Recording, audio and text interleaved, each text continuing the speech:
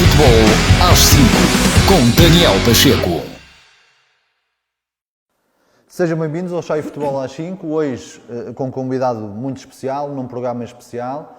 Não é às terças que nós faremos estes programas especiais, sempre à sexta-feira, ele vai para o ar sempre às sextas-feiras e hoje teria mesmo que ser o convidado deste primeiro programa especial, o Sr. Presidente da Associação de Futebol de Braga, Manuel Machado, e começo logo com uma pergunta. Um ano muito difícil, com a pandemia, com confusão nas competições, com uma série de coisas que a Associação teve que ajustar. Como é que foi este último ano da Associação? Um ano quase e meio, não é? Sim. Foi difícil. Desde logo, mais difícil para os clubes, para os seus dirigentes, para os treinadores, para os atletas, para os sócios, por várias razões. Desde logo, se começarmos pelos escalões séniores, foi um campeonato atípico, de para-arranca, não é? E é muito difícil. E só foi possível com a resiliência de toda essa gente. Começando nos dirigentes, treinadores, atletas, porque sem essa resiliência não chegámos a 50% da prova, como foi conseguido, claro. E a partir daí poder indicar para a Federação o nosso representante para o Campeonato de Portugal. Foi difícil para a Associação, apoiamos aquilo que foi possível, mas acima de tudo foram os clubes, os grandes problemas foram para os clubes. Não tiveram receitas, não havia público, sim. Não houve sponsors, não havia patrocinadores, não houve formação, que foi o mais grave de tudo, porque através da formação recebem umas avanças dos pais mensais, não é? Sim. E é natural que o façam, também, porque estão a educar os filhos deles. E, portanto, foi muito complicado para toda a gente. Nós fizemos aquilo que foi possível, um dos apoios que demos, se resumirmos aquilo que nós deduzimos às inscrições, cobrando apenas 60% ao Sénias, 40% na formação, que acabou por não cobrar nada, porque não houve. 100% no futebol feminino, 100% no futsal, não cobrando filiação. Pagamos as arbitragens agora na retoma. Estamos a falar aí na ordem de quase 350 mil euros. Era a nossa obrigação fazê-lo dentro daquilo que era possível. Foi possível fazê-lo naquela altura e, portanto, foi um ano muito difícil. E eu quero deixar aqui àqueles que conseguiram os seus objetivos, o ser campeões, atingir outros patamares, mas para mim foram todos campeões, todos, desde os dirigentes aos atletas e àqueles que também os ajudaram, porque sem essa resiliência não seria possível. E já agora aproveito para lhe dizer, quero deixar aqui uma palavra de gratidão e de reconhecimento de todos eles. Muito bem. Já falou aí, já deu umas pinceladas sobre o auxílio prestado pela Associação aos clubes. Esse auxílio irá continuar nesta época? Que tipo de auxílios é que a Associação tem para os clubes no pós-pandemia, que os clubes continuam com uma situação financeira bastante apertada, como sabemos todos, e que papel é que terá aqui a Associação com os clubes? Não prevemos agora, nesta época, se tudo correr normalmente, como eu prevejo, e não há dúvida, não costuma acontecer, as inscrições dos clubes, das equipas, não se justifica neste momento, porque vai haver público. Certo. E quando estamos a ver, são 50% do público, que é possível. Ora, 50% de um campo aqui do Distrital, por exemplo, até 1000 pessoas, 50% são 500. Nenhum jogo do Distrital leva 500 pessoas. É verdade. Leva 150, 200. Portanto, tudo isso temos que considerar. A formação vai jogar, vão receber as avanças dos pais, não é? E dos kits que também que recebem. Portanto, neste momento digo eu, não há nenhuma razão para que haja da parte da Associação novamente um apoio dessa grandeza. Vamos ver como é que vai correr esta pandemia, esperamos bem, com a responsabilidade individual de cada um e coletiva de todos, que isto realmente não volte para trás. Não é? Portanto, agora, nós também sabemos que não fomos só nós a apoiar, e muito justamente, as câmaras municipais, não sei se todas, mas algumas que eu conheço, apoiaram fortemente também os clubes. E por aquilo que eu me percebo, os clubes estão-se a apetechar com bons jogadores e com muitos projetos de subida, Certo. não é? Só um, mas naturalmente que só um, digo eu, Sim. da Pro Nacional para o Campeonato de Portugal. Depois das outras divisões, exatamente. são situações diferentes. Portanto, nós neste momento não temos nada previsto em termos de apoios, a não ser darmos as bolas aos clubes que oferecemos. Não é? Sim. E como é que olha para o impacto da pandemia em relação ao número de praticantes, mesmo nos escalões base, depois nos escalões já de competição e até nas equipas séniores? Já há números disso em relação à realidade da AF Braga? Olha, não sei se esteve atento aqui na altura, a meio da pandemia, a própria Federação e as associações vinham, era um quadro muito negro, em relação ao futuro, nomeadamente nos escalões de formação. Eu tive sempre a ideia que o maior problema dos escalões estava naquele setor, naqueles escalões dos 17 aos 19, e até mesmo dos 16. Porque, na realidade, não houve uma progressão e um crescimento de patamar para patamar em competição. E, portanto, juvenis e júniores, houveram jogadores que se perderam. Mas eu pensei que ia ser pior, muito honestamente. Nós estamos aqui a falar de algumas 10, 12 equipas, nos júniores e nos juvenis. Ainda não acabaram as inscrições. Certo. Mas isto está a ser compensado também pelos séniores. Porque nós tínhamos em 2019, 2020, e é por aí que a Federação se mede, e é por aí que o PIPDJ, também naquele programa, não é? De apoio que eles dão aos clubes, medem a situação quantos havia em 2019, 20, quantos agora. E depois aí faz as ponderações, e as moderações dão o apoio, que chegam a uma conclusão de X, tem um máximo de 50% por atleta. E eu pensei que ia ser muito mais grave. Nós tínhamos 115 equipas de séniores. Sabe quantas temos? Neste momento inscritas. Não faço ideia. 137. É um crescimento muito grande. Muito grande. Quase 20%. Estamos a falar de 20, Quase, 21 sim. pessoas, de 21 equipas. Se juntarmos a isso uma competição que nós vamos organizar, que é o Sub-21, justamente para recuperar os juvenis e os júniores, porque sendo uma competição sénior, vamos entendê-la e proporcionar aos clubes que seja uma competição como se fosse de formação. Ou seja, a arbitragem é paga como se fosse formação. Somos nós a pagá-la. Muito bem. Vamos fazer também uma coisa, que é, as inscrições são do valor da formação, os seguros são do valor da formação, para que as equipas efetivamente não tenham grandes custos com isso. Portanto, em termos depois, que nos está a espantar muito, é também daí para baixo que estão a aparecer muitas equipas. Aqui há coisa de 15 dias, havia um diferencial nos Benjamins de qualquer coisa de 80 e tal equipas a menos, ou 90. E neste momento só há menos 40. E ainda não fecharam, não é? Ainda não fecharam. Portanto, estou convencido que os números nós tínhamos em 19, 20, à volta de 21 mil atletas federados da Associação de Braga. Não vamos andar muito longe disto. Uma das maiores do país, certo? Exato. Em séniores éramos a segunda maior. Ok. Nós estávamos e estamos à frente de Lisboa. O primeiro é o Porto em séniores, o segundo somos nós. Daí a razão de quando no Campeonato de Portugal alguém não quisesse... A segunda vaga... A segunda vaga era para nós. Certo. E Este ano é que foi um ano atípico por causa do ajustamento por parte da Federação dos quadros competitivos. Exatamente. E vão continuar a haver ajustamentos.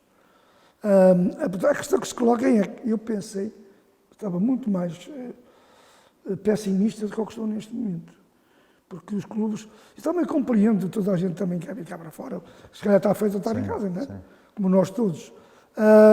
E, portanto, vamos esperar que este bichinho nos permita que a gente continue a ir aos estádios, que os jogadores continuem a jogar, os dirigentes a ver os seus atletas, perdendo ou ganhando, com fair play, umas vezes outras mais, outras menos, que os próprios árbitros também foram muito martirizados nesta área, porque não houve realmente competições para toda a gente, nomeadamente na formação, e alguns acabaram por abandonar, o que para nós também é um problema, Claro. não é?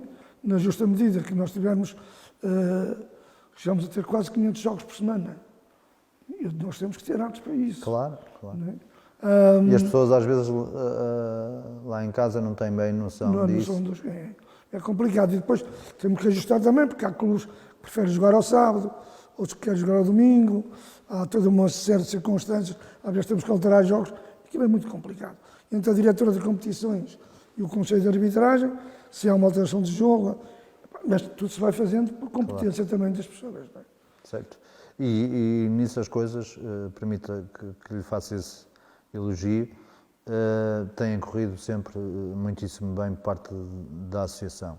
Mas falou aí de um pormenor interessante, de uma competição da Sub-21, certo?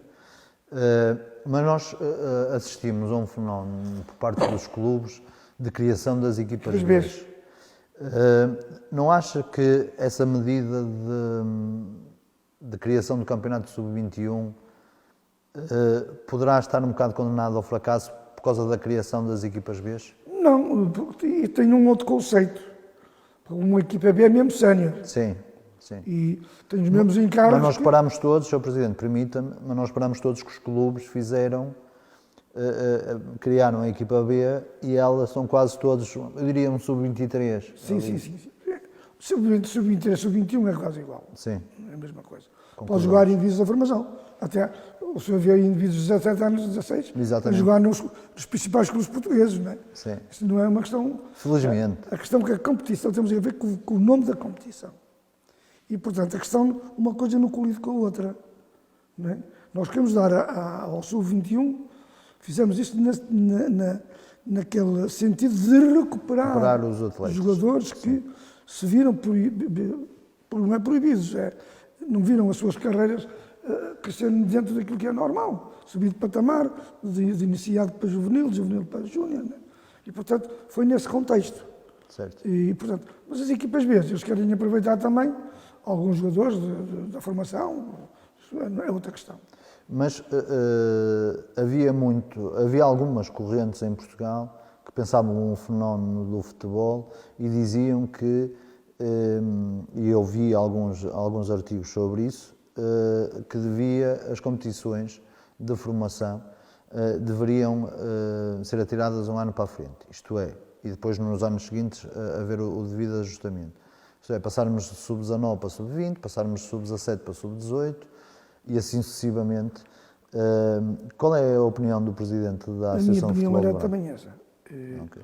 Também entendia que devia ser, e continuo a pensar que temos que acabar com esta palavra de juvenis e de júniores. Nós temos que falar sempre em sub. Sim. Sub. Eu acho que isso já vai acontecendo. No Campeonato do Mundo, no Campeonato da Europa, né? Desse tipo de competições. E porque isso dá a possibilidade realmente, se calhar não havia essa perda. Exatamente. O 19 chegava aos 20 e podia continuar a jogar. E o sub-17 era sub-18. Exatamente. E evitava essa perda que veio a acontecer. Há aqui um escalão que eu acho que, e queria saber a sua opinião sobre isso, que é o sub-15 neste ano. As equipas que se vão inscrever nas competições da Associação e nos campeonatos nacionais de sub-15. Essas equipas sub-15, os miúdos não tiveram nenhum ano de futebol de 11. Não é? E a Associação de Futebol de Braga, a divisão de honra do sub-15, normalmente é bastante competitiva, com equipas muito fortes. Nós, felizmente, sim. No distrito fabricamos jogadores com muita qualidade. Não acha que é preciso olhar para essa geração com especial cuidado? Vamos, com o coordenador, que é o professor Ricardo Martins, vamos ter muito cuidado e vamos fazer uma coisa que é, por exemplo, naquelas situações de grandes cabazadas, que são muito más. É mau para quem ganha e mau para quem perde. Não é? E o Jorge Monteiro está a preparar uma competição no que é no sub-15, que é mesmo para baixo. Os melhores jogaram com os melhores numa primeira fase, não é? E depois numa segunda fase, na primeira fase os piores, e depois há uma segunda fase em que se vai juntar os melhores dos piores com os melhores, com os mais fracos dos melhores.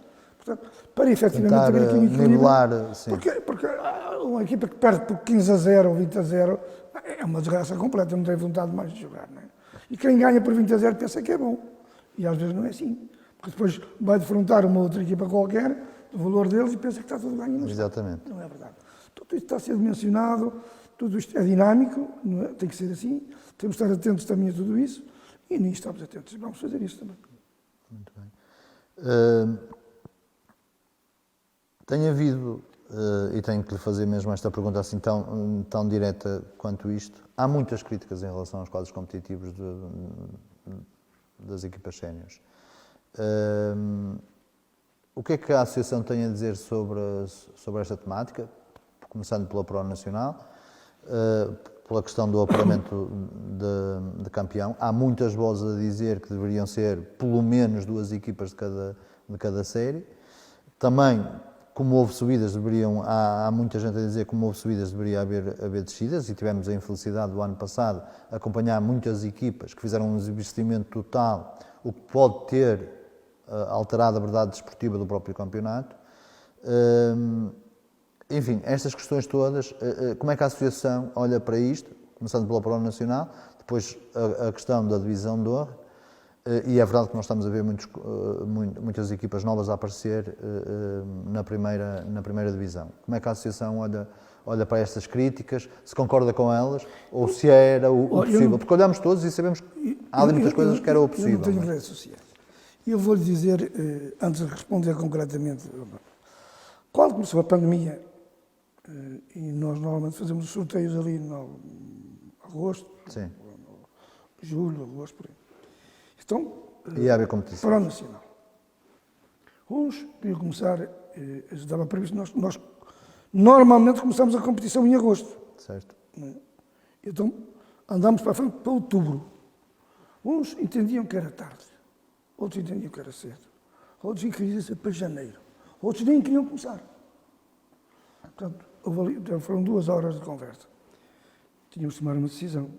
Certo. Não havia consenso possíveis. Tomamos a decisão, fizemos a decisão que tivemos foi aquela que toda a gente sabe. Certo. Não é? Não houve descidas, mas houve subidas. Houve subidas. E não houve descidas justamente por causa disso. Presidente, mas não acha que uma competição em que há subidas, que deveria haver descidas, até pelo que aconteceu, porque houve clubes que desistiram quase, estavam a participar, mas desistiram quase da competição. Houveram clubes na primeira divisão que não quiseram jogar, não foi por causa disso.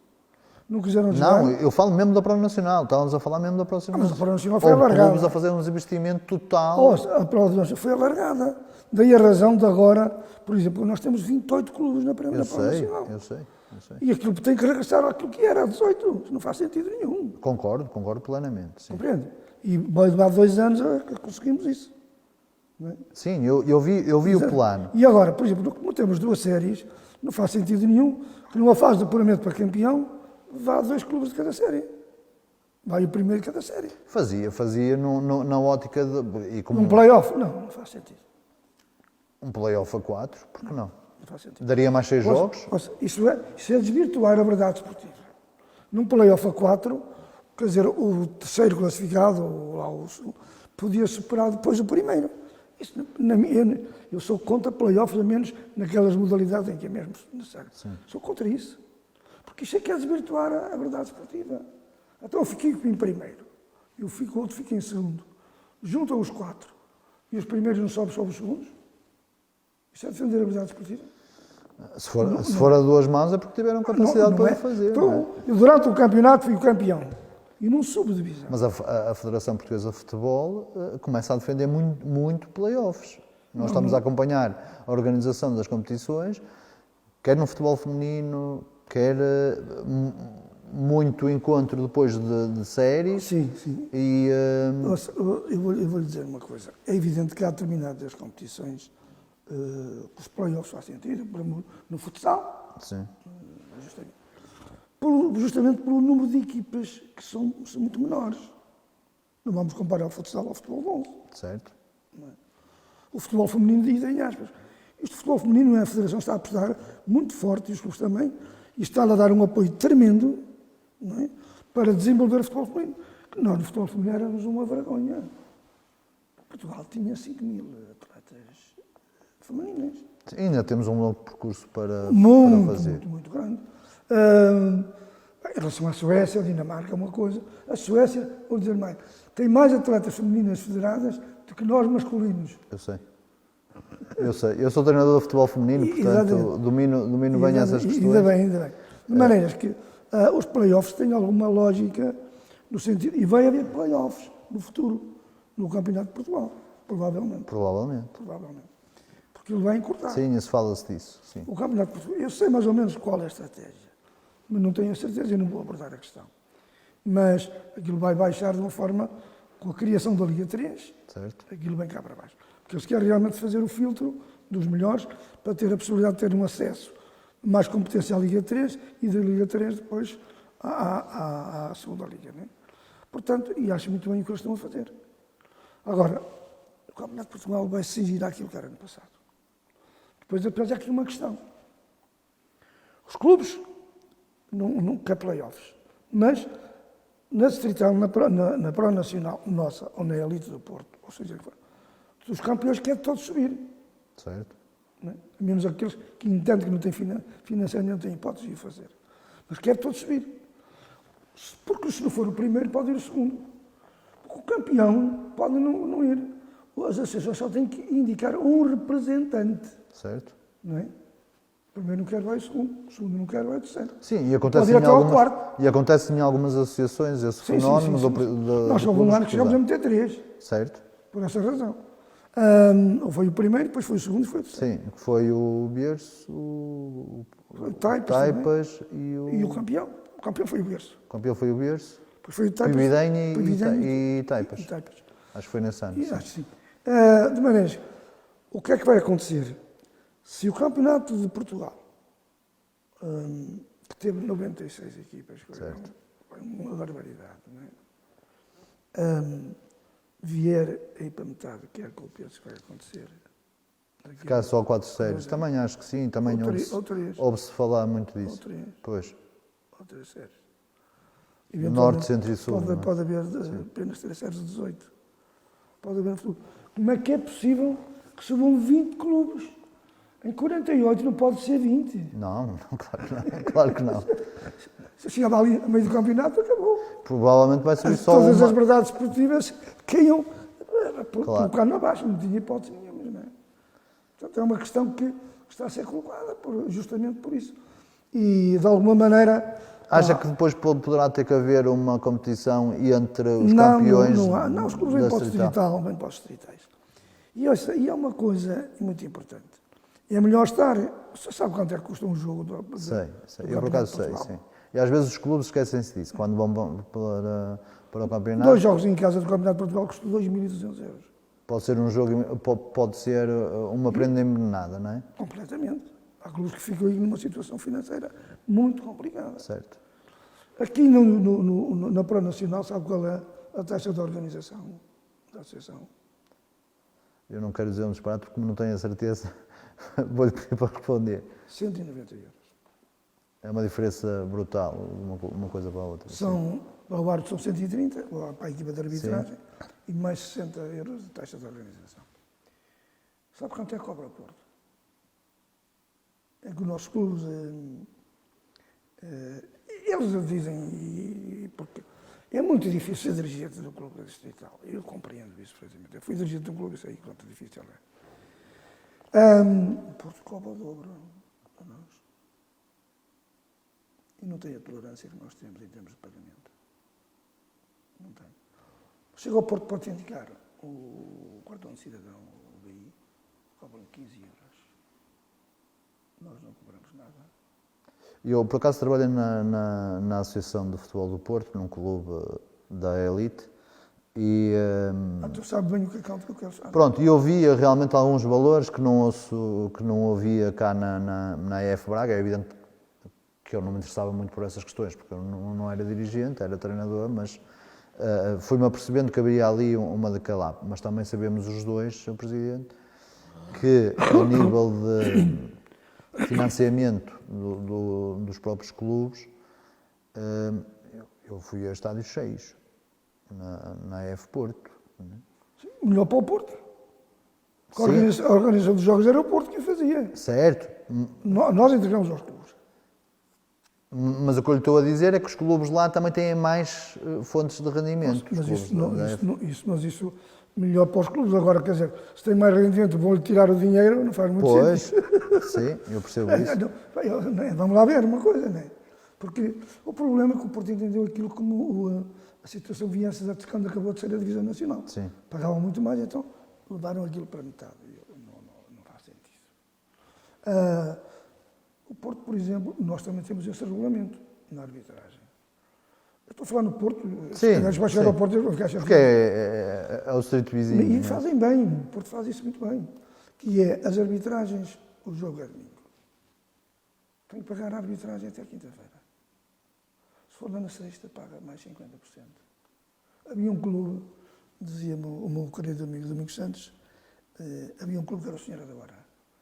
O senhor nunca tinha posso ir lá à quinta-feira, pagava sempre 50%. Porque se não pagarem, não é? Se ganhou o jogo, perde. Se o perdeu, fica suspenso para o próximo. Vai perder de qualquer maneira. Pois. Nós fizemos um regulamento que é os clubes têm que pagar a arbitragem 5 dias após, no mês seguinte. 5 dias úteis, pode dar 7 ou 8. E às vezes... Eu por acaso tenho aqui uma pergunta para lhe fazer em relação a isso, mas vou continuar nas competições. Como é que o Presidente olha para a Pro Nacional desta época que vai começar? Tem havido grande entusiasmo por parte das equipas, bons jogadores, bons treinadores. Acho que vamos ter mais público, acho mesmo que vamos crescer no público, pelo menos temos sentido isso a falar com as pessoas e na rua. O que é que o Presidente da Associação espera desta Pro Nacional? Espero que, olhe, pelo menos por aquilo que eu vou observando, há aí fortes candidatos. Certo. Toda a gente quer subir. E estão a fazer grandes apostas. Eu, como me chega aos ouvidos, eu não sei. É verdade, sim. Enfim, é pagar os jogadores. Mas vê isso com bons olhos? Acha isso positivo? Acho positivo, desde que tenham que os pés assentos na terra, que tenham sustentabilidade para o fazer. Claro. Não é? E depois, mas também tem que cumprir depois com as outras entidades. Não é?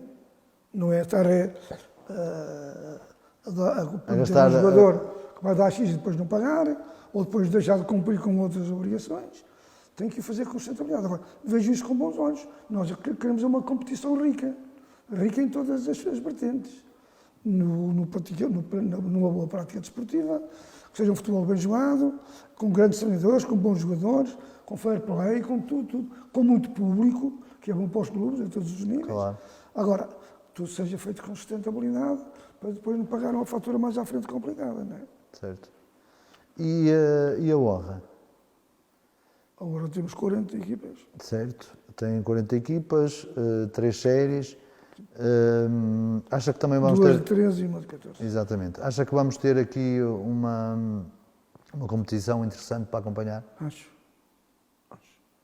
Acho que também eles também estão apostados. Porque eu julgo que... Mas acha que há jogadores para isto tudo? Os clubes estão lá, os clubes existem, mas eu falo da qualidade do jogo, depois da qualidade do jogo. O Minho tem uma paixão pelo futebol tremenda. Não é? Eu estive numa entrevista no Jornal Económico, não sei se o senhor conhece. Sim, conheço. E eu estava lá aquele indivíduo que já foi do Record, como é que se chama? Já foi diretor do Record, aquele jornalista, que está agora no Canal 11, muitas vezes. E esteve nesse programa. E então perguntado aos 6 clubes da Primeira Liga. Como é que se compreende isto? Um distrito não tem nada a ver com o Porto, com Lisboa. É verdade, sim. E o que eu disse, bem, há 2 questões fundamentais. A primeira parece a competência, não é, das administrações, das SADs, dos técnicos, do valor dos atletas e da grande paixão que existe no mundo pelo futebol. É indiscutível. Não há nenhuma região em Portugal com tanta paixão pelo futebol. E isso é que faz os atletas o crescimento. E este feito inédito de 6 clubes na Primeira Liga vai motivar mais gente ainda. Acha que pode ser uma âncora ainda para puxar mais não gente? tenho dúvidas nenhumas. Não sei se vamos continuar a ter 6. Espero bem que Sim, até esperamos bem que todos. possam ter 7. Certo. Não é? Mas não há dúvida nenhuma de que isto é sempre motivo é uma questão, passa a redundância, de motivação em relação a outros clubes e a outros atletas também, a muitos atletas. Porque o Famalicão estava há quanto tempo na terceira divisão? Não vai há muitos anos. É verdade, é verdade. E o Vizela? E o Vizela é igual. Esteve. Esteve na segunda divisão B, Sim. esteve na honra, depois chegou. O Fábio também lá esteve na primeira divisão. Teve o Rio Pel, que já não existe. Mas não temos nenhum clube da AF Braga na segunda. Na Dondarana. Pois, quer dizer, nós temos na primeira 6. É verdade. E temos muitos, e temos No bastantes. Campeonato de Portugal. E na Liga 3, E na Liga 3. temos bastantes. Sim. E a nível da formação também temos muita gente. Muita gente, sim. E a propósito daquilo que me perguntou há bocado, sobre 15, ainda, gente que ainda não tem traqueiros, não teve participação. Por exemplo, eu vou agora chefiar uma delegação à Dinamarca, no dia 15 de setembro, que é o Sub-16. Os atletas que lá estão convocados, nenhum deles tem nenhuma internacionalização anterior. Justamente por causa da paragem da formação. Claro. Nós tivemos aqui um torneio agora sub-19, um torneio de preparação que terminou ontem aqui em Sim. Guimarães, com a República Checa. Fiquei um bocado chateado com aquele golo no último segundo, dos checos. E, portanto, o que é que nós vemos ali? Vemos aqui da região 6 ou 7 jogadores. Então, 3 do Braga, 2 ou 3 de Vitória, não é? Sim, e o Vitória e o Braga estão a meter muitos jogadores nas seleções. O Vitória, por exemplo, tem Em sub-20, certo. Portanto, isso é trabalho. Isso é um trabalho que passa por uma estratégia de responsabilidade, colhendo também bons treinadores, bons formadores, não é? Que fazem efetivamente crescer os atletas. Se juntarmos a isto já o ADN dos nossos atletas para saber jogar bom futebol, e não é por acaso que temos dos melhores jogadores do mundo espalhados pelo estrangeiro, né? Se juntarmos a competência, a estratégia, formando os formadores com competência, né? E a paixão que existe e o apoio dos pais também, é evidente que tem tudo para dar certo. Muito bem, nós lançamos o programa em alguns tópicos a algumas pessoas e havia uma pergunta que os adeptos, portanto isto é quase uma pergunta de adeptos, que foi enviado um e-mail de sugestões de coisas que quisessem que perguntássemos à associação e uma das perguntas mais referenciada por adeptos, tem aqui algumas perguntas que foram treinadores, outras que foram dirigentes, mas dos adeptos falam muito da inexistência de comunicação. Quando falo de comunicação, falo... Sim, e vamos falar sobre o Maicujo, isto é, a competição mais importante da Associação de Futebol de Braga é a Pro Nacional e a forma como a Associação comunica esse produto e vende esse produto não está a chegar aos adeptos. Eu sei que a Associação teve no programa Maicujo que enviou para todos os clubes que estavam um telemóvel e um tripé para filmarem os jogos e para transmitirem os jogos. O facto é que nem todos o fazem. O que é que acha que a Associação pode fazer para promover a Pro Nacional? Nós vemos, por exemplo, a Federação a fazer um trabalho de excelência com a Liga 3, de excelência, não é? Estamos a falar de outro âmbito. Estamos a falar de outro âmbito, de outra disponibilidade financeira para o fazer, estamos a falar de... E se quer que lhe diga, não é a Federação que paga o Canal 11, não é? Fica já a saber, não é? Por acaso... São verbas, não tem nada a ver com aquilo. São parcerias feitas. Sim. Não é isso que está em causa. Nós não vendemos nada, nós promovemos. E nós, Promover, se há de quando digo é vender o produto, se há de não é? reparar, a nossa comunicação em termos de site está muito boa. Não? A Margarida veio ali dar uma projeção extraordinária, não há dúvida nenhuma. Agora, falando naquilo que é a Maicujo, nós tivemos numa primeira fase um início de uma conversação com a Maicujo. Depois aquilo saiu de lá um indivíduo, ficou só dois, depois ficou só um, que agora é o José Carlos. E então, o que é que a Maicujo pretendia fazer? Era contratualizarmos uma empresa vocacionada para a transmissão via streaming. Sim. Num contexto que ficava mais barato, porque chegámos a pôr uma proposta de 100 e tal mil euros por ano. Não, isso era impossível. Pois, é impossível. E então o que é que eles depois alteraram e vieram com uma proposta deste género? Cada clube teria que arranjar 60 subscrições. Cada subscrição custa 24,90 € para os jogos todos da época, Sim. por um ano. A partir de 60 subscrições, se arranjasse mais, aquilo era dividido entre a Maicujo e o clube. A associação não recebeu um cêntimo daquilo. Podia apoiar, como apoiou na compra de algumas máquinas, não é? Ou então fazer pelo género do par preview, ou seja, ser os clubes eles a filmar, e depois, mas não tem qualidade isso. Isso a Maicujo não queria. Depois houveram clubes que, sim senhora, queriam que se fizesse isso. Outros não aceitavam sequer que filmasse os jogos em casa deles. Eu não achei isso estranho. Pois eu acho estranho. Acho estranho até por duas razões. Porque, depois, entretanto, apareceu a pandemia e tudo isso parou. Sim. Mas acho estranho por duas razões. Por exemplo, os clubes... Mas veio pôr a nu também essa fragilidade dos clubes para comunicar com os próprios adeptos. Exatamente. Porque, repara, muitos imigrantes da região, e há muitos imigrantes na região do Sim, bastantes. que gostariam de ver um jogo do seu clube, da sua terra, e podiam vê-lo, ou muitos outros que estão deslocados em Lisboa, ou noutras situações, professores e doutores, não é? Seja quem for. Adeptos aqui de um clube qualquer, não vamos falar em nomes, não interessa, seja de Guimarães... Sim, não interessa, isso é relevante. Podiam ver o jogo, ou direto, ou depois, a posterior. Mas agora clubes que não deixavam filmar os jogos. Bom, entretanto aparece a pandemia. O que é que nós estamos a tentar agora procurar fazer?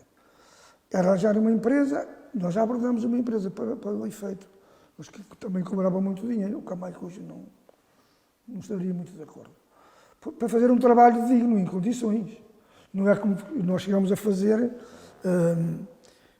a Federação chegou a fazer um protocolo com a CMTV, no Campeonato de Portugal. Fez com a bola, depois também, a bola TV. Pois, não me recordo disso. Okay. E com a CMTV aquilo foi um desastre. Sabe porquê?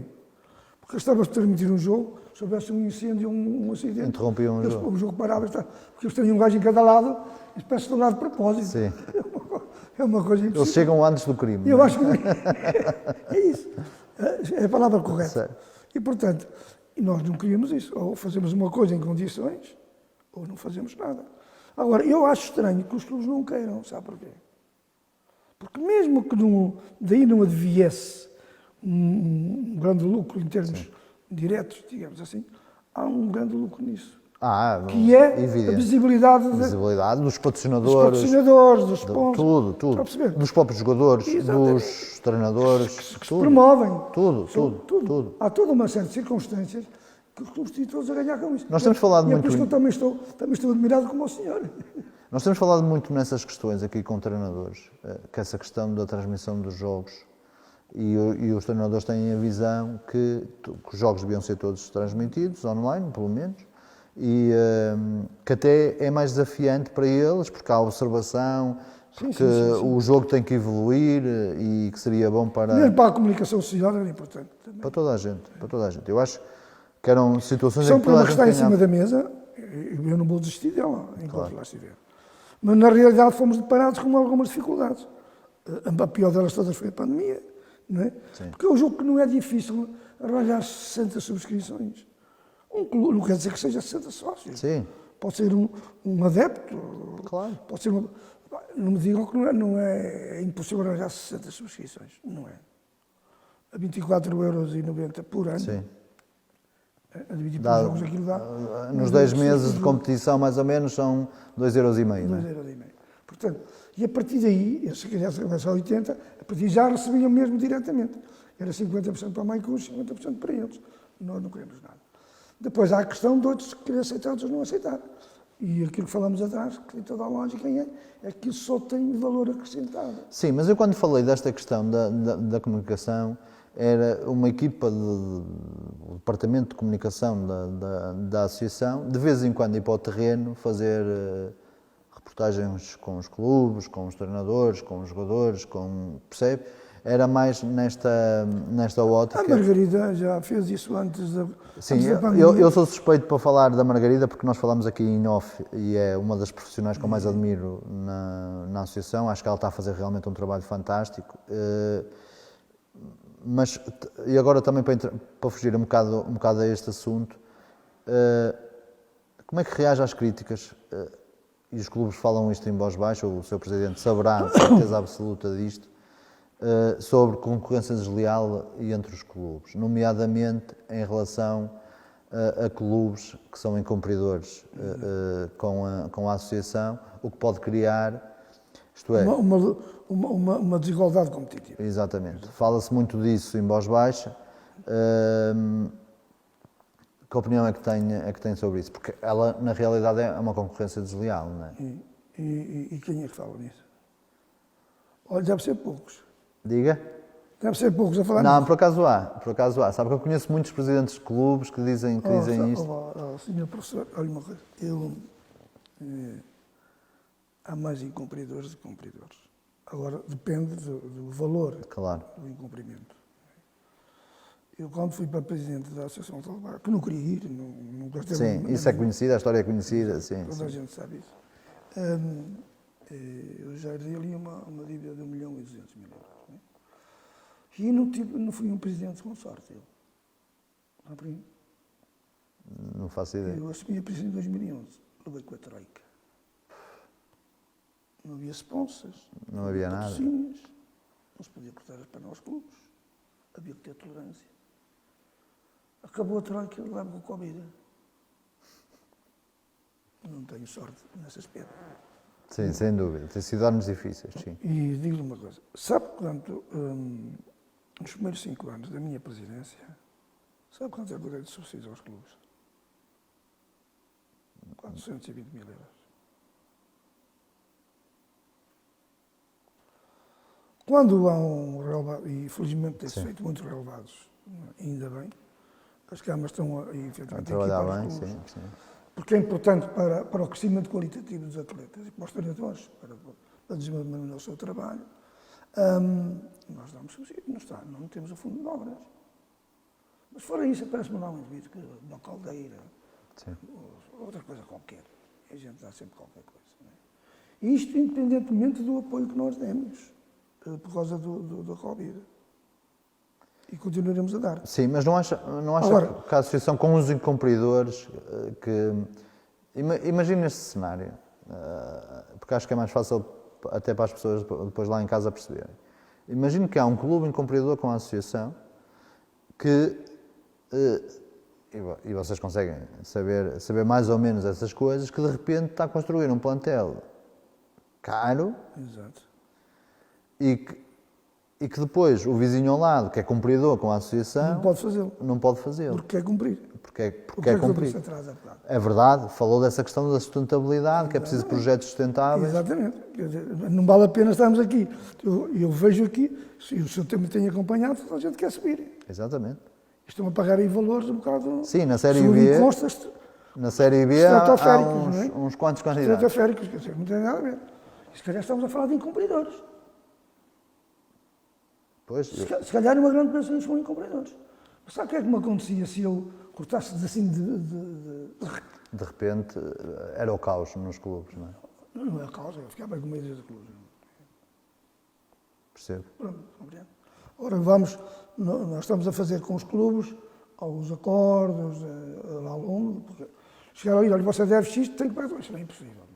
Não existe. Sim. O clube acabar. Sim, e acho que ninguém quer isso. Estamos a fazer um acordo de tal maneira, e estamos agora a exigir outras questões. Por exemplo, a questão de seguros. Por exemplo, os clubes podem fazer o seguro onde eles quiserem. Não são obrigados a fazer na associação. O que tem é que apresentar o seguro. Claro. Sem ele não pode jogar. Claro. Mas o que é que acontece com os seguros? é da SACSEP, que é o mediador, né? Depois tem lá as companhias, sim. a IG, a Tranquilidade, ou outras, já é outra questão. As inscrições, uma das coisas que está no pacote são os seguros, que é o valor maior. Embora a Associação de Futebol de Braga seja a associação com valor, o senhor paga 52 euros por atleta. A grande maioria das associações pagam 70 e 75 e algumas 65. Nós tentamos procurar o melhor para os clubes. E chego ali no final de setembro, né, e eu recebo lá uma listagem para pagar seguros. 300 mil. Sabe quanto é que eu recebi até agora? 0. É muito complicado gerir isso. É, Sim. né? É, bastante. Depois há um protocolo que temos com muitas câmaras. Eu não posso. E as câmaras têm que fazer um orçamento primeiro, para depois ir apresentar, ir à reunião de direção, e depois é que pagam, e tal. Mas pagam, está certinho, não falha. Sim.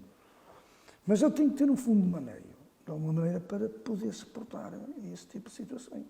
Porque eu não posso dizer à companhia ou à SACSEP, eu não pago, porque o clube ainda não me pagou. Se eu quero lá saber se alguma coisa, não paga, corta.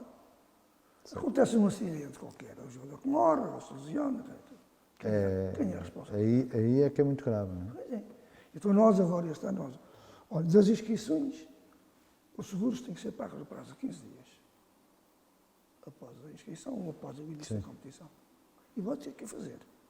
Eu aí vou ser exigente.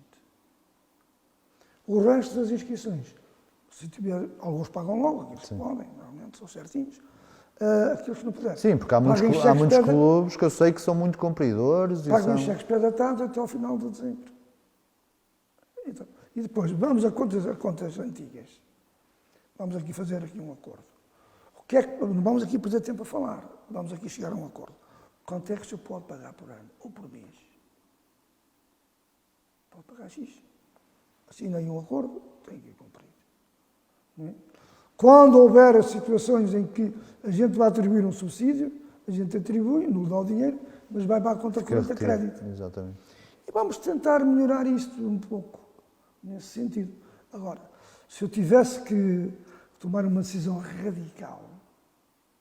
Era caótico para o nosso futebol, não é? Muito complicado. Mas acha que... Agora, eles têm toda a razão e mais ou menos, dizer que há uma deslealdade competitiva. Isso é factual. Eu conheço alguns diretores técnicos de associações e, portanto, há algumas matérias que eu tenho algumas informações. Nós vemos a Federação a apostar muito na formação do dirigente, na formação do team manager, do diretor desportivo, da malta que está nos clubes. Acha que realmente está aqui a haver uma mudança de paradigma? Há um novo dirigente a chegar. Já os começamos a fazer também. É verdade, sim. Eu falei da Federação, mas vamos ir mais longe. Vai pelas associações. Vamos ir mais longe. Nós quisemos, aliás, antes da Margarida estar lá, eu quis fazer provoquei uma reunião com os clubes e quis fazer isto em termos de comportamento, termos comportamentais, nomeadamente daquilo que são, às vezes, os pais dos miúdos, que atuam mais por emoção do que por razão. Eu compreendo. Se ele ser pai ou ser mãe, eu quero que o meu seja o melhor, o meu nunca bate ninguém. Eu não tenho essa compreensão toda. Mas... Eu compreendo, quer dizer, mas isso é muito complicado. O senhor que é treinador é complicado para si, não é? E nós quisemos chamar os treinadores, fundamentalmente os treinadores, na minha ótica são mais importantes nessa matéria do que os próprios dirigentes, para sensibilizar os miúdos. Porque há uma forma de resolvermos isto, a sensibilizar os miúdos, a chegar a casa a dizer aos pais, olha, ou te portas bem, ou eu não jogo. Ou eu não jogo. E metade dos problemas ficam resolvidos, tenho a certeza. Eu não tenho dúvidas, Aliás, tenho a certeza. Aqui há 2 anos, ou pelo menos 2 miúdos, nós até depois atribuímos qualquer coisa, 2 miúdos que durante um jogo, um deles foi ter com o pai e disse, eu te calas, eu vou para fora do campo. Sim, há muitas histórias dessas. Isto é. Agora, não há dúvida nenhuma, passa, e essa mensagem passa mais para os treinadores. Agora, como o Sr. Professor sabe, também há treinadores que para eles é campeonite. Sim. Que é ganhado de qualquer Estão num maneira. campeonato de infantis ou de benjamins e estão a jogar a Champions League. Isto Não é? aplica-se também, por exemplo, à arbitragem. Nós temos bons árbitros. E não é fácil também estar um árbitro a apitar mesmo na formação, a ser maltratado. Miúdos que começam agora a fazer o curso de árbitros, começam a iniciar a sua carreira. Tem que haver alguma tolerância com eles, estão a aprender, não é? Claro. E vão cometer mais erros que os outros. Exatamente, mas não há tolerância nenhuma. E o que eu digo aos mais velhos, aqueles já mais crescidos, os anos mais, já com mais experiência, que ajudem esses miúdos também. E eu que digo a esses árbitros também mais adultos, que vão fazer a formação, que às vezes a melhor forma de captar a sensibilidade, a empatia e a melhor compreensão de todos é a fazer um jogo, por exemplo, de iniciados. E às vezes, em vez de um cartão amarelo, digo, ser profilático e pedagógico também. Vai jogar, não puxa as orelhas, é melhor. E vai conseguir mais rapidamente o respeito de toda a gente. Eu já vi. Do banco e das pessoas que estão a assistir ao jogo. Felizmente nós temos árbitros que fazem isso. Deixe-me que lhe conte. Não são todos, mas temos alguns que o fazem. Deixe que lhe conte aqui uma história muito positiva. Eu estava a ver um jogo de sub-15, da honra da F Braga, e vi um árbitro, a coisa mais brilhante que eu vi, altamente pedagógico, explicava, chamava o miúdo, olha, vou ter que te mostrar o amarelo, porque tiveste uma entrada dura, e mostrava-lhe o amarelo, mas uma coisa assim muito pacífica, e o jogo correu às mil maravilhas, e até era um jogo com uma carga emotiva muito grande, e o jogo correu muito bem. Mas isto faz parte do curso de arbitragem. Certo, mas depois Agora, também depois é a é passar lá à sensibilidade do prática. ser humano, não é? Porque as pessoas esquecem-se que ali está um ser humano também que comete erros. Agora, porque a conversa já vai em tempo adiantado, e há aqui alguns assuntos que eu quero mesmo falar consigo. Futebol feminino. A evolução do futebol feminino, até na própria associação, os números dizem que tem havido uma evolução bastante grande na F Braga. E vai crescer mais ainda. Não é? Como é que olha até para as competições? Isto é, as meninas até agora para jogavam nos clubes normalmente e depois ali nos iniciados juvenis saltavam para clubes mais específicos para futebol feminino.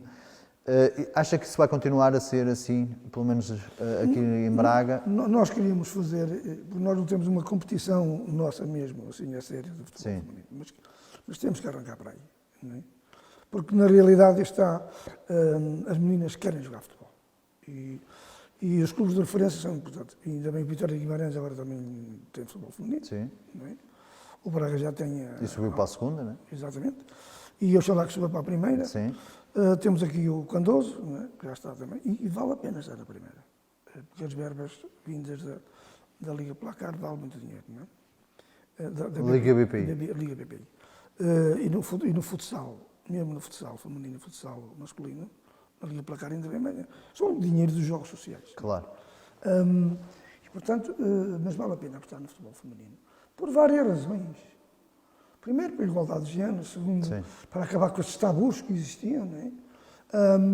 E terceiro, porque nós precisamos realmente de evoluir e de crescer nessa área. Não é? Porque é uma das áreas para que a Federação, dentro de alguns anos, consiga o seu objetivo, que é os 300 mil atletas federados. Que são as tais 3 estrelas que a UEFA determina que deviam ser aproximadamente 3% da população portuguesa. E isso tem benefícios não só financeiros, mas esportivos muito grandes. Porque quanto mais dinheiro a Federação tiver, mais apoios poderá dar. Certo. Não é? Portanto, é todo um trabalho que também tem que ter a nossa colaboração das associações. E é para isso que estamos a trabalhar. Mas imagina uma competição não sénior, para a formação? Sim. Para a formação. A começar aí na formação. Fazer alguma coisa, motivar alguma coisa. Por exemplo, eu vou dar um exemplo de futsal. E do futebol, e do futsal feminino também. Sim. Com as equipas de Viana do Castelo. Nós há 2 anos fizemos uma interdistrital. Os clubes aqui da Braga não quiseram, não gostaram. Como um clube que se portou mal, não interessa o nome. e não sei quem, independentemente de nós pagamos quilómetros e ajudamos, e não sei quem. Nós temos 13 equipas de futsal masculino neste momento. Viana só tinha 3. Não ia fazer campeonato nenhum. No momento destes, depois de uma pandemia que afastou... Não faz sentido. atletas, Tem que se agregar. Concordo plenamente. Sim. Temos que ser solidários e fazer provas interdistritais, que alguns vão ter que fazer, como aquelas associações mais pequenas. Sim, Porto Alegre, Vila Real, Bragança, Castelo Branco. Só tem um caminho, não tem outro. Porque o dinheiro que a Federação lhe emprestou a todos, não vai continuar a emprestar. certo. Isso foi um caso excepcional, que vão ter de pagar a parte dele. Sim, sim. De maneiras que, o que é que aconteceu? Como são 19 clubes, eram 16, mas acontece que vieram mais 3 de Viana. Porque nós dividimos em 2 séries. Então só vão 4 aqui na primeira fase. A Viana, que é aquela zona de Braga para Viana, é perto, não é? E então apareceram mais 3 de Viana. Ou seja, em vez de 3, ficaram com 6. Tiveram um crescimento de 100%. Do feminino tinham 2, vieram mais 3, ficaram com 5. Isso é fantástico. Portanto, isto vale a pena dizer o quê? Ser solidário é importante. E entender o momento, que não é o momento de perdermos clubes nem atleta, quer a nível de Braga, seja a nível nacional. Sim. Porque nós temos que pensar no todo, não podemos só olhar para a nossa árvore, não é? Para o nosso quinteiro. Não é? E, portanto, os clubes acabaram por aceitar, ainda bem, e vai ser lindo. E é assim que tem que ser feito. Na questão que me colocou de futebol feminino, temos que realmente começar a pensar nisso, porque é importante criar aqui uma prova, a começar da formação, e depois vamos vendo. Mas imagina isso sub-15, sub-17, sub-19, por exemplo? Não, no escolão ainda não pensamos. Nós, como sabe, este ano e meio eu estive sempre presente, estou presente todos os dias, eu e Jorge Monteiro, outros dias nem por isso. Mesmo alguns funcionários vão entrar em layoff, só 2 ou 3 vezes, o resto nem layoff fizemos e nós pagamos a mesma aos funcionários. Portanto, a questão que se coloca é, temos que pensar nisso de uma forma séria e que seja possível e de acordo também com a opinião que os clubes nos possam dar e ajudar nessa matéria, não é? Sim, mas dentro da associação tem clubes como o Vitória, como o Famalicão, como o Braga, exatamente. com grandes apostas na formação de jogadores. E é por isso que nós queremos começar a falar com eles. Com esses 3 pelo menos. Certo. E se calhar, que já têm escalões de formação. Tem o Vila Verdense também. Eu ia falar... neste caso agora é o Lanque. O Lanque Vila Verdense tem também os escalões de formação. Exatamente. E, portanto, nós temos que efetivamente pensar também em fazer uma competição, este ano a nível distrital. Temos que fazer. Certo. Porque nós temos que dar o pontapé de saída para que o crescimento seja o mais rápido possível. Por exemplo, há bocado falei no centenário, não é? Sim. Vamos fazer aquela competição, não é? Mas vamos fazê-la de acordo com o modelo competitivo reunido com os treinadores, os diretores esportivos, não é?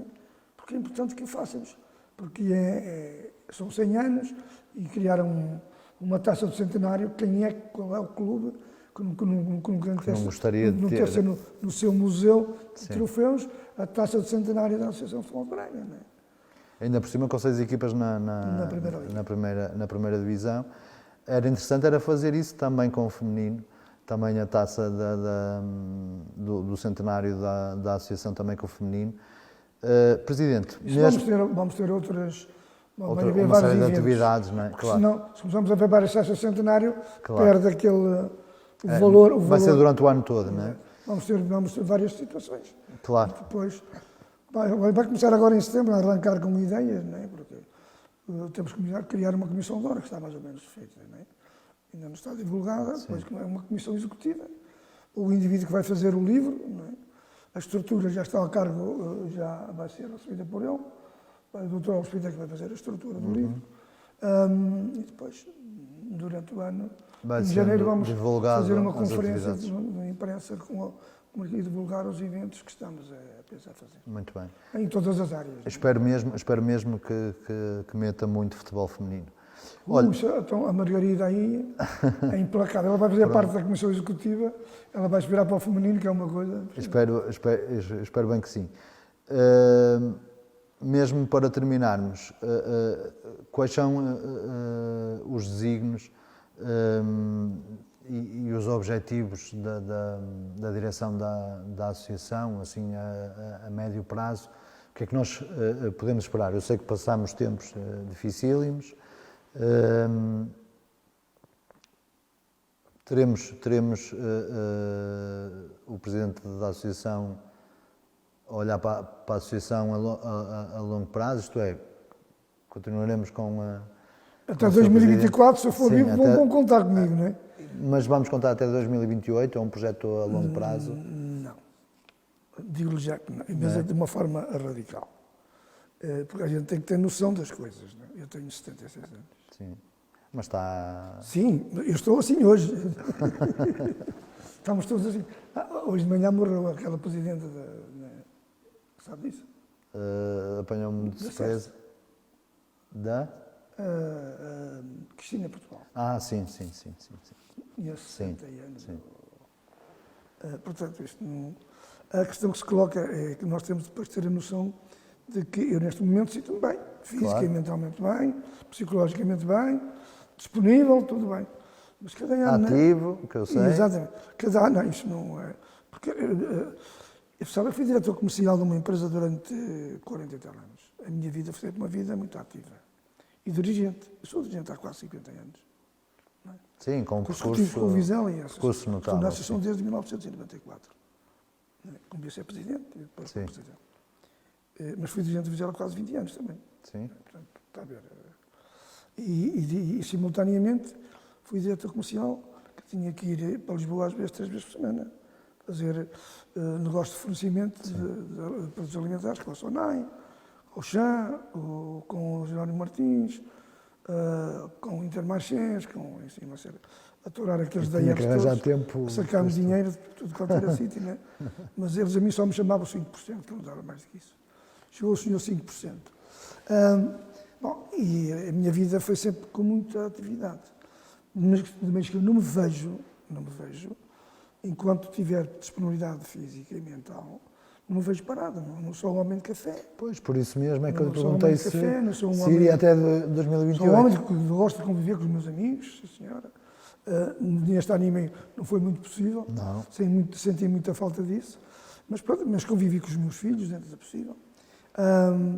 Agora, nós temos que ter a noção que tudo tem o seu timing, não é?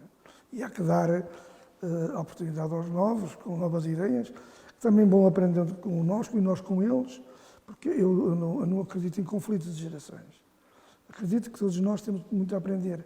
Estamos a dizer, eles agora têm que ouvir os mais velhos, pois têm que ouvir nós, mas também temos que ouvir os mais novos. Tudo isto é possível uma conjugação de ideias, não é? Porque há várias opiniões que vêm de mais novos, parece que não são aceitas. Não é verdade. Há outras opiniões dos mais velhos que até valem pouco. Não é verdade, professor? Sim, há conselhos mais velhos que estão errados. A melhor é pôr de parte. Exatamente. Não é? Se não for capaz de entender que isto é dinâmico, que a gente tem que continuar a aprender, dependendo da idade, de ler, eu gosto muito de ler. Não é? E a minha vida também, a minha universidade foi a universidade da vida. Percebe? Eu aos 10 anos e meio estava no Porto, não é? Em casa de uma tia minha. E andava a fazer clientes. Com 10 anos e meio. Agora alguns ainda mamam na Xuxa. É verdade. Sim. São gerações completamente, completamente diferentes. Mas eu sempre gostei de ouvir, pessoas que me deixassem alguma coisa registrado. Eu não perco muito tempo a ouvir asneiras, isso desvia-me. Sim. Mas qualquer pessoa que eu entendia que podia ter alguma coisa, isso eu registrava ali. Cá no computador, que é o melhor computador do mundo, é isso que nós temos aqui, é este. Não é? E fica E registado. registava isso. E felizmente tive convívios interessantes. Não sei se já está fora da entrevista. Não, esteja à vontade. Ele, por exemplo, vou contar aqui uma história que é interessante, de uma pessoa que o senhor conheceu também, José Maria Pedroto. Ele morava, a minha tia tinha uma casa de pasto, e uma mercearia fina, ali junto à Ramada Alta, que era uma das zonas nobres do Porto. Isto porque os meus pais também tinham mercearia casa de pasto aqui em São Martinho do Campo. Portanto, Eu conheço bem São Martinho do Campo. também tinham. E de maneiras que era numa zona de São Martinho do Campo, São Mamede, mais ou menos, e também tinham isso.